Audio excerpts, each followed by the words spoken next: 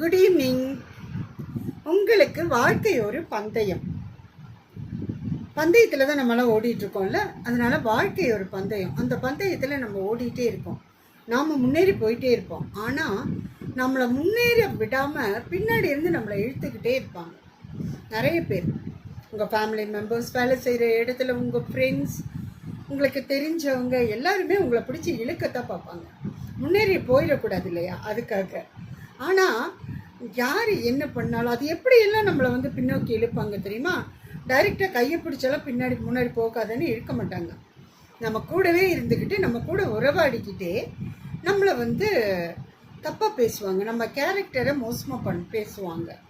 அப்புறம் உனக்கெல்லாம் என் குடும்பத்தை பார்க்க முடியாது, இவன்லாம் போய் வேலையை பார்த்துட்டான் அப்படின்னு சொல்லி உங்களை பற்றி தப்பாக பேசுவாங்க. உனக்கு இதெல்லாமா பண்ணணும், இன்னொன்று உன்னால் இது செய்ய முடியாது, உன்னால் இது பண்ண முடியாது.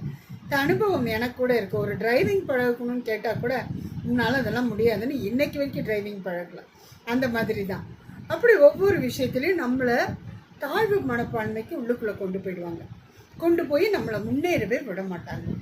அப்படி இருக்கிற நேரத்தில் நாம் தான் யோசிக்கணும், நம்மளுடைய ஃப்யூச்சர், நம்மளுடைய வெற்றி, அதுக்கு நாம் அடி எடுத்து வச்சாதான் நாம் ஜெயிக்க முடியும். அப்படி இருக்கும்போது மற்றவங்களை பற்றி நமக்கு என்ன கவலை?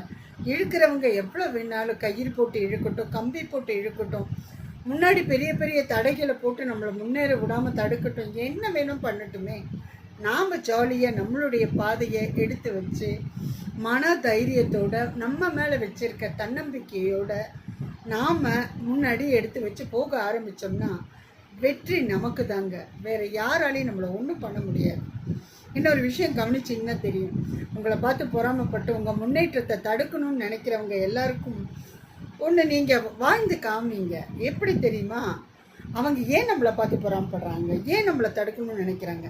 அவங்கள விட நாம் 10 படி மேலே இருக்கோம், நம்ம கீழே இல்லை. அவங்கள விட நம்ம மேலே இருக்கோம், நம்ம இன்னும் மேலே போயிடக்கூடாதுன்னு நம்மளை பிடிச்சி எடுக்க பார்க்குறாங்க. நீங்கள் அதுக்கு இடம் கொடுத்துறாதீங்க. சரியா? முயற்சி பண்ணுறீங்களா? Okay, bye.